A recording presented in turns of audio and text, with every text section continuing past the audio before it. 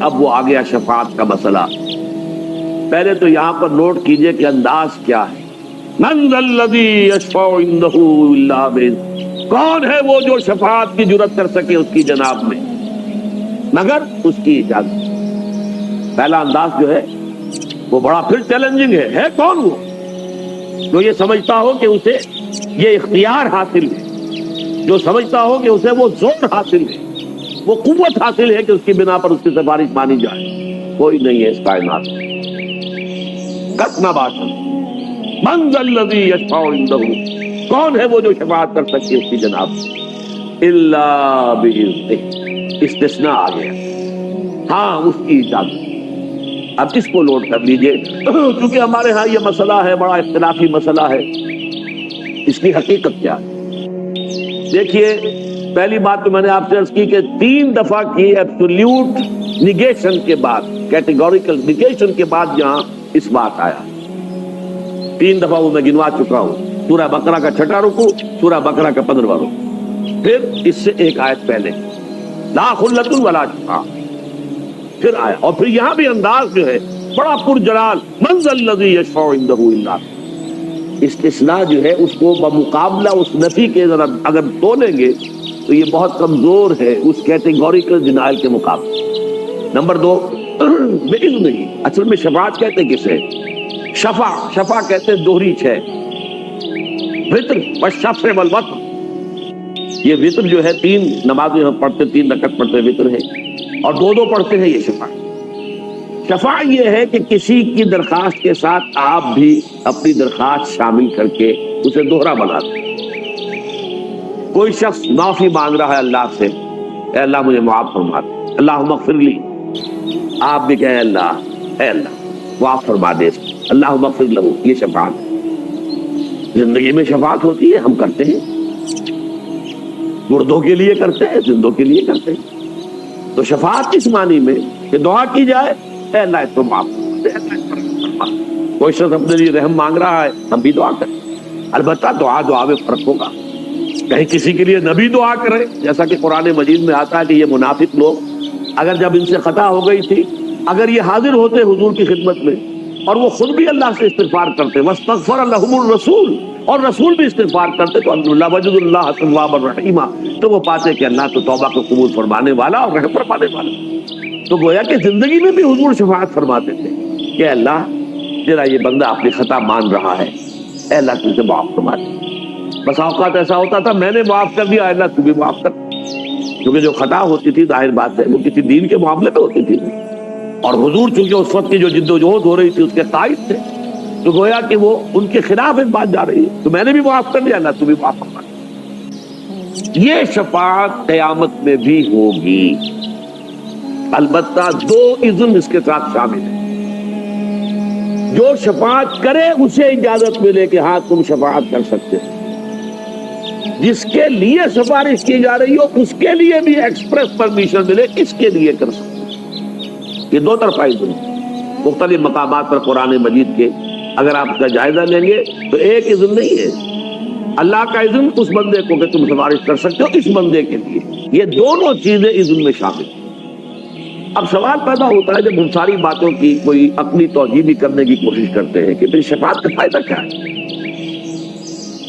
پہلی بات تو یہ سب مانتے ہیں، جو بریلوی مکتب فکر کے لوگ ہیں وہ بھی مانتے ہیں کہ ایسی کوئی شفاعت نہیں ہے کہ جو اللہ پر کوئی اپنے اقتدار، اپنے غلبے، اپنی قوت کے بل پر اللہ سے کوئی بات کروا لے. اس کا کوئی امکان نہیں. وہ تو شرک ہو جائے گا، بدترین قسم کا شرک ہو جائے گا. لیکن شفاعت کی پھر کیا مقام، کیا ہے کمال، کیا ہے؟ اللہ تعالیٰ اپنے کچھ نیک بندوں کا جو اس کے ہاں مقام اور مرتبہ ہے، جو قدر و منزلت ہے، اس کے اظہار کے لیے شفاعت کی اجازت دے. لیکن اب اگر ہم یہ سمجھے کہ جیسے یہ مجمع لگا ہوا ہے اور میں کہوں صاحب اچھا صاحب آپ کر سکتے ہیں شفاعت ان کے حق میں، تو پھر تو کوئی قدر و منزلت ان کی تو سامنے نہ آئی، وہ تو میرا اختیار آیا لوگوں کے سامنے. لہذا یہ خفیہ ہوگی کمیونیکیشن، وحی کے ذریعے سے.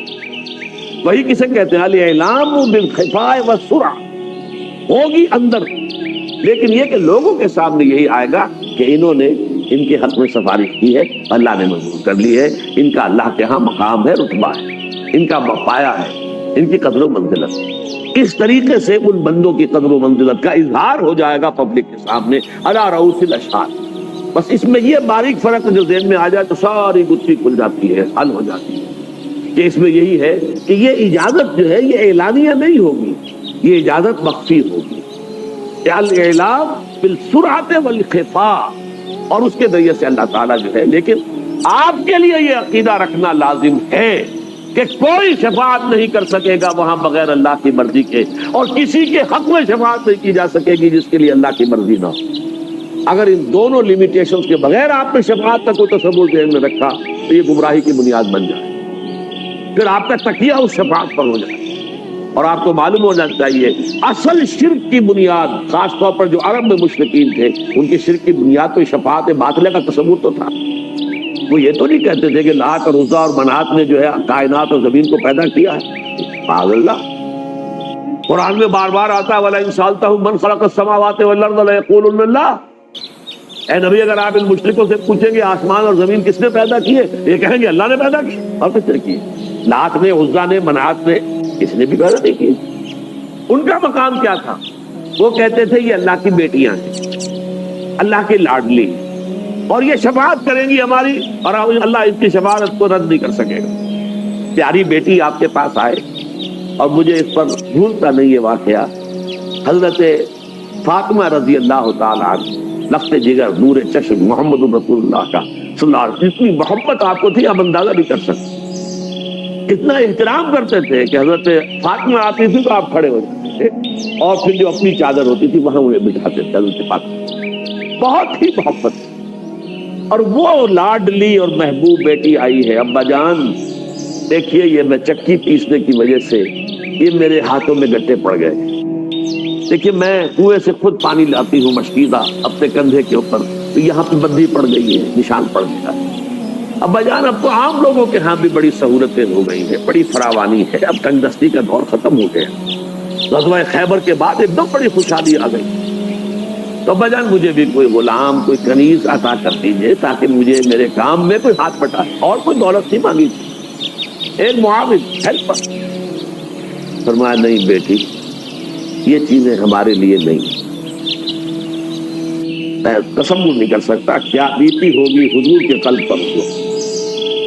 فاطمہ درخواست کر رہی ہے، اور کس انداز میں درخواست کر رہی ہے، اپنے ہاتھوں کے گٹے دکھا کر اور اپنے کندھے کی بدیاں دکھا کر کر رہی ہے، لیکن وہ اختیاری فقر، یہ چیزیں ہمارے لیے نہیں، میں تمہیں اس سے بھی زیادہ قیمتی شے دیتا ہوں۔ تسبیح فاطمہ عنایت کی ہے کہ ہر نماز کے بعد 33 مرتبہ سبحان اللہ، 33 مرتبہ الحمدللہ، 33 یا 34 مرتبہ اللہ اکبر کہہ دیا کرو، یہ کہیں زیادہ ہے غلام سے اور کسی کے نہیں۔ تو بہرحال ان کے ہاں تصور یہ تھا کہ یہ فرشتے خدا کی بیٹیاں ہیں، اور ان فرشتوں کے نام پر انہوں نے یہ مورتیاں بنائی۔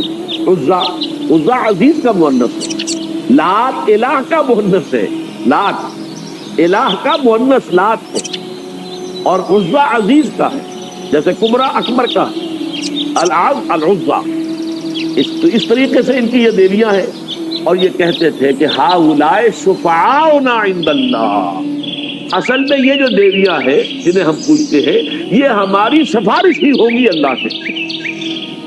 تو شفاعت باطلہ ہی تھا سارا معاملہ، اور تو کچھ نہیں تھا، ان کا شرک ہی تھا۔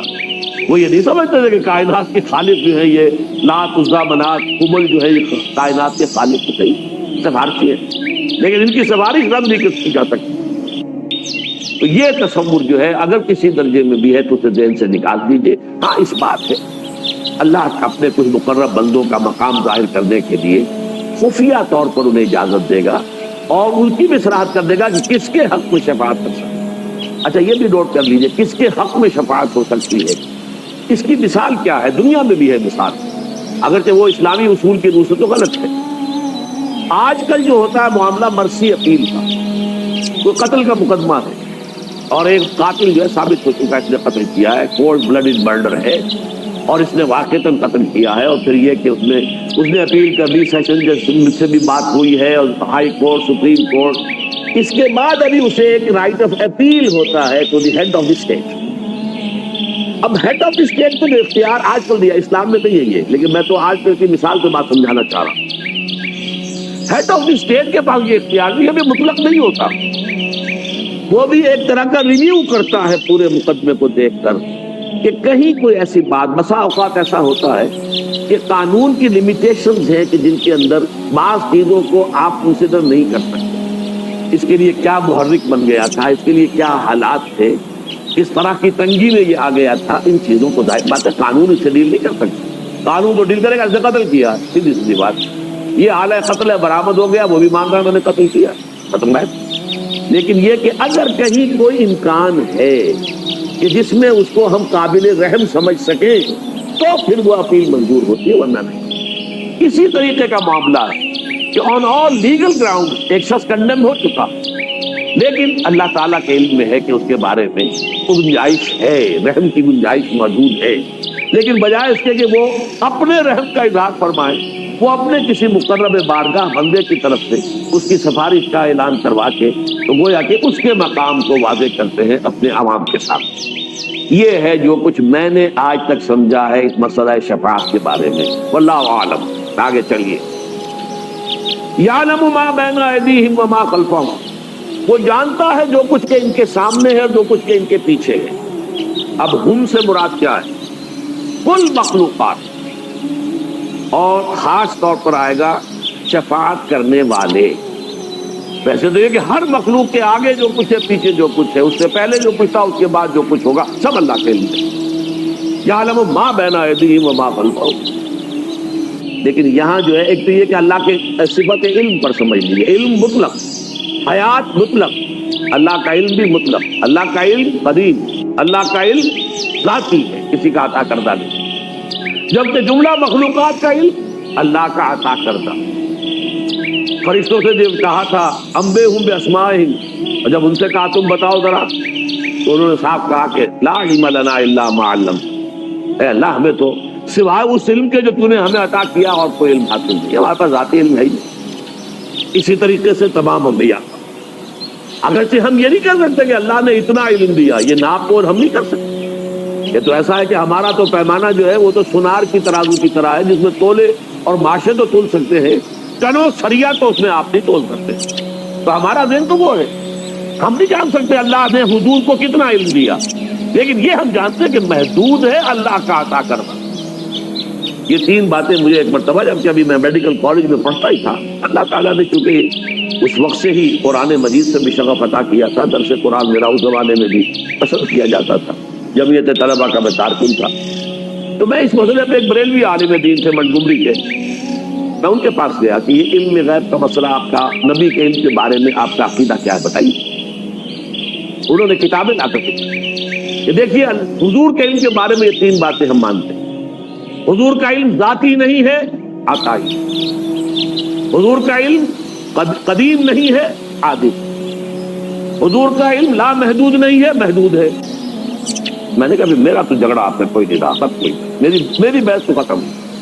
अब यह कि कितना इल्म है और कितना नहीं है, ये मैं कौन हूँ इसका फैसला करने वाला, या कौन इंसान है जो फैसला कर सकता है कि अल्लाह ने अपने नबी को क्या इल्म दिया, क्या दिखाया, क्या कुछ सिखाया। अल्लमहु शदीदुल क़ुवा, वो जो तालीम दी है, अब जाहिर बात है कि वो जो भी दी है उससे दी है।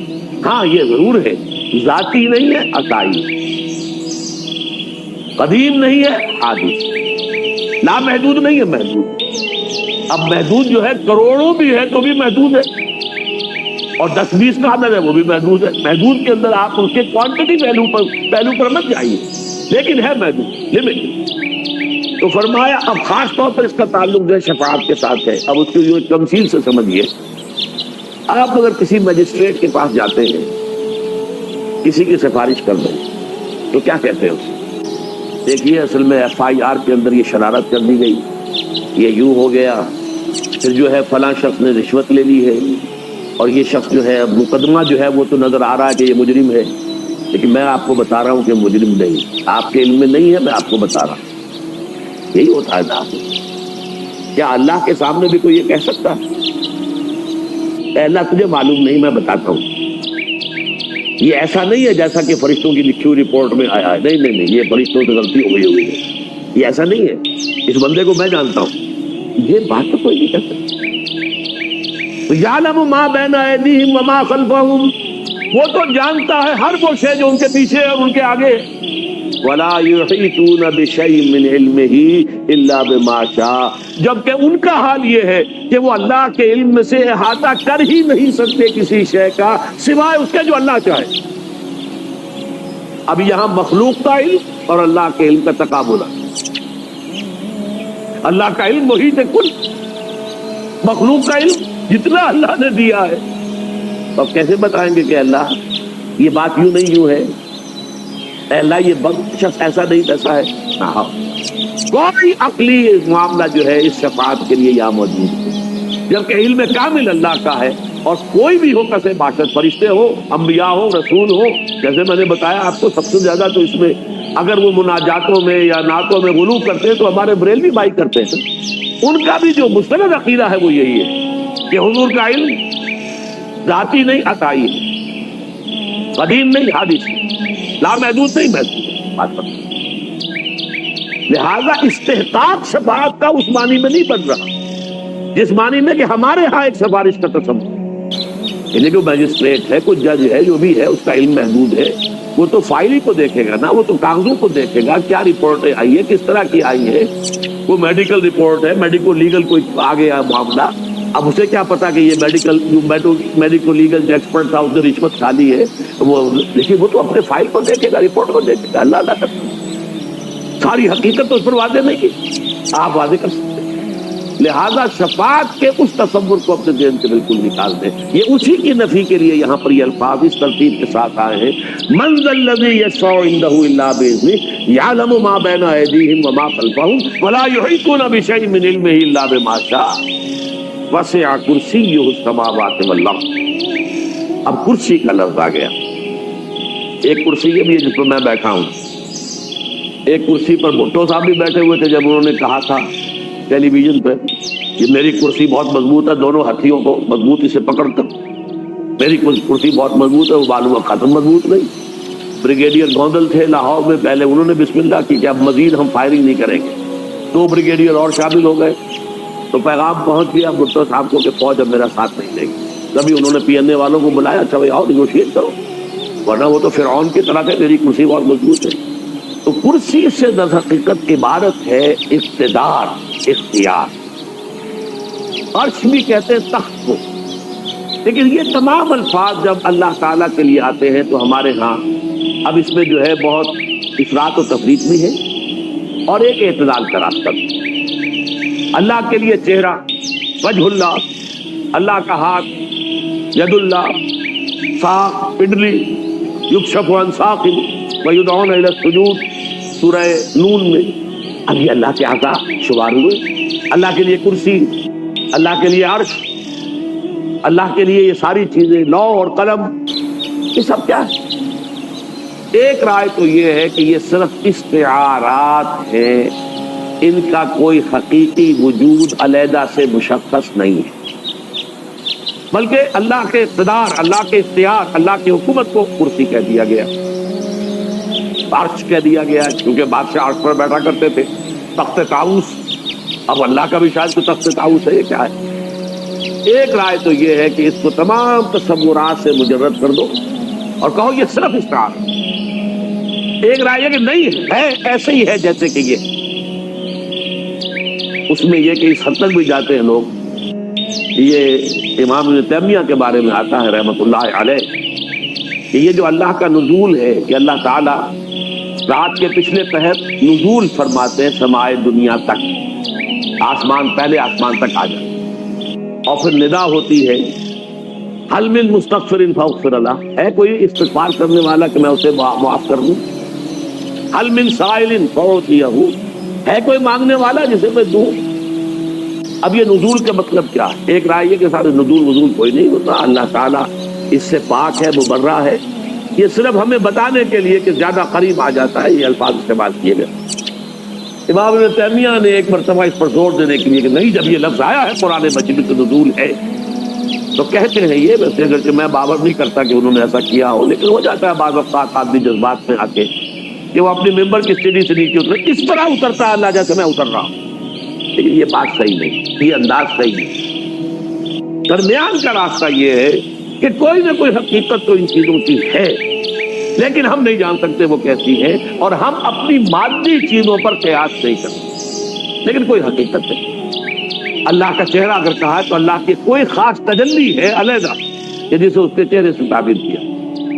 اللہ کا ہاتھ تو اللہ تعالیٰ کی کوئی خاص تجلی ہے جس کو اس کا ہاتھ سے تعبیر کیا، لیکن ہے، ہم یہ نہیں جان سکتے وہ کیسے ہے، کس طرح کا ہے، ہر شکل سے، ہر مادی صورت سے وہ پاک ہے۔ تو یہاں پر بھی ہم اسی معنی میں لیں گے، اس کا تخت حکومت، اس کا پایہ اختیار، وسع کرسیہ السماوات والارض، تمام آسمانوں اور زمین کو محیط، ولا یؤودہ حفظہما، اور اس پر ہرگز گراں نہیں گزرتا ان دونوں کی حفاظت کا معاملہ۔ پڑھ چکے نا، قیوم وہی ہے، تھامے ہوئے وہی ہے، لیکن اس کے اوپر یہ گراں نہیں ہے۔ یہ اس کائنات کے بارے میں تم تصور کرو، اتنی وسیع اور اس کائنات کا چلانا کتنا مشکل کام ہے، کتنی بھاری ذمہ داری ہے۔ اللہ تعالیٰ کے اوپر ہرگز وہ گراں نہیں۔ اس کی ہی مثال ہے، جب تورات، اصل تورات گم ہو گئی تھی اور بعد میں صرف وہ یادداشت سے مرتب کی گئی، تو پھر وہاں جو ہے ایک لفظ کا اضافہ ہو گیا۔ یہ بات تورات میں بھی ہے اور قرآن میں بھی کئی مرتبہ ہے کہ اللہ نے آسمان اور زمین کو 6 دنوں میں پیدا کیا، تورات میں بھی تھی، لیکن جب کہیں نے دوبارہ مرتب کرنے بیٹھا کوئی شخص تو اس کے خیال میں، تصور میں یہ بات آ گئی کہ 6 دن میں اللہ نے ساری کائنات بنائی، تھک گیا ہوگا، تو 7ویں دن اس نے آرام۔ یہ ہے آرام کا تصور کہ جو تورات سے شروع ہوا اور پھر انجیل میں بھی، اور اس کے اندر یہ ہے کہ یہ اتوار کا دن آرام کا یا ہفتے کا دن آرام کا۔ تو یہ آرام کا تصور جو ویک اینڈ کا کانسیپٹ ہے، اسلام میں نہیں ہے۔ اب اس کی نفی کی سورہ قاف میں، وَلَقَدْ خَلَقْنَا السَّمَاوَاتِ وَالْأَرْضَ وَمَا بَيْنَهُمَا فِي سِتَّةِ أَيَّامٍ وَمَا مَسَّنَا مِن لُغُوبٍ، واقعی ہم نے آسمان اور زمین اور جو کچھ ان کے مابین ہے اسے 6 دنوں ہی میں پیدا کیا تھا، لیکن ہمیں کوئی تکان تاری نہیں ہوئی تھی کہ جس کی وجہ سے ہمیں کسی آرام کی احتیاج۔ وہی بات یہاں کہی جا رہی ہے، وَلَا يَؤُودُهُ حِفْظُهُمَا وَهُوَ الْعَلِيُّ الْعَظِيمُ۔ وہ العلی، العلی، علی، یہ ہے صفت، بہت بلند و بالا، رفیع الشان، العلی، سب سے بڑھ کر بلند و بالا اور رفیع الشان، اور العظیم، عظمت۔ اب یہ دو دیکھیے ڈائمنشنز ہیں، ایک ہے بلندی، ہم بھی کسی شے کی عظمت کا، ایک ہے کوئی شے اپنے حجم میں، جسامت میں، اپنی اس طرح کی شکل میں بہت عظیم ہو، عظمت والی، ایک یہ کہ بلند بہت ہے۔ اللہ کی ذات کے لیے دونوں الفاظ آئے، لیکن اس پر قیاس کر دیجیے کہ کوئی مادی کیفیات، بہت بلند و بالا ہر شے سے، اور ہر بلند و بالا ہستی سے بلند تر، اور بہت عظمت والا، وَهُوَ الْعَلِيُّ الْعَظِيمُ۔ یہاں آپ نے دیکھا کہ یہ آیت مبارکہ توحید فی الصفات کے ضمن میں حکمت کا، دانائی کا اور اللہ تعالیٰ کی معرفت کا بہت بڑا۔ اب اس کے بعد جو آیت آ رہی ہے وہ پھر عمل سے متعلق ہے، اور وہ انفاق در حقیقت جو پہلی آیت میں آئی، یا ایھا الذین آمنوا انفقوا مما رزقناکم من قبل ان یأتی یوم لا بیع فیہ ولا خلۃ ولا والکافرون ھم الظالمون۔ اب اس کا محل کیا ہے، کہاں وہ خرچ کرنا ہے، کس کام کے لیے کرنا ہے، وہ ہمارا لا اکراہ فی الدین، دین میں کوئی جبر نہیں ہے، یعنی دین میں کسی کو جبری طور پر داخل نہیں کیا جائے۔ اسلام قبول کرے گا اس کی آزاد مرضی۔ یہ معاملہ نوٹ کر لیجئے، صرف مشرکین عرب کے لیے تھا کہ چونکہ حضور خود انہی میں سے تھے قومی اعتبار سے، امیین، هو الذی بعث فی الامیین رسولا منہم، اور ان کی زبان میں اللہ کا کلام آ گیا، اور حضور نے آخری درجے میں اتمام حجت کر دیا ان پر۔ 23 سال تک عربی میں آپ نے دعوت دی ہے، تب ہندوستان تو آپ نہیں آئے، چین آپ نہیں گئے، لہذا وہ اتمام حجت اس درجے کا ہو گیا تھا کہ مشرکین عرب کے لیے کوئی آپشن نہیں تھا، اگر ایمان نہیں لائے ہوئے قتل کر دیے۔ یہ سورہ توبہ کے شروع میں جو ہے کہ 4 مہینے کی مہلت ہے، سارے معاہدے ختم، براءۃ من اللہ ورسولہ الی الذین عاہدتم من المشرکین، 4 مہینے کی مہلت ہے، فَإِذَا انْسَلَخَ الْأَشْهُرُ الْحُرُمُ فَاقْتُلُوا الْمُشْرِكِينَ حَيْثُ وَجَدتُّمُوهُمْ۔ جب یہ 4 مہینے ختم ہو جائیں تو اے مسلمانوں قتل کرو ان مشرکوں کو جہاں بھی پاؤ۔ یہ دوسری بات ہے کہ ہوا نہیں، عظیم اکثریت ایمان لے آئی. جو کچھ لوگ تھے سر پھرے وہ پھر عرب کو چھوڑ کر چلے گئے. ابو جہل کے بیٹے تھے اکرمہ، وہ بھی جا رہے تھے. ابو جہل اکڑپو تھا تو بیٹا بھی آخر پتا پر پوت اور پتی پر گھوڑا، وہ بڑا اکڑپو تھا. میں اس وجہ سے تو ایمان نہیں لاؤں گا. تو وہ اب ہجرت کر کے جا رہا تھا. کبھی گئے تھے صحابہ کرام حبشہ کی طرف ہجرت کر کے، اب یہ حبشہ جا رہا. راستے میں طوفان آ گیا، گورہ احمر ہے نا ریڈ سی. اب جتنے بھی لوگ کشتی میں تھے سب مشرک تھے، سب اللہ کو پکار رہے. کوئی لات عزا منات کسی کو پکار ہی نہیں رہا. تو اس کا دل میں آیا کہ اگر تو ہماری فطرت میں ایک اللہ ہی ہے، لات منات عزا کو تو یہاں کوئی پکار ہی نہیں رہا، تو یہی بات تو محمد کہتے ہیں صلی اللہ علیہ وسلم. تو اس بات سے بھاگ چکا ہوں میں. وہیں سے واپس آئے، آ کر جو ہے ایمان قبول کیے اور پھر بہت سچے اور پکے مسلمان صحابی. اس کے بعد انہوں نے خاص طور پر مرتدین کے خلاف جو جہاد کیا اس میں شہید ہوئے، جام شہادت نوش کیا. حضرت اکرمہ رضی اللہ تعالی عنہ ابن ابی جہل. تو بہرحال یہ معاملہ تھا.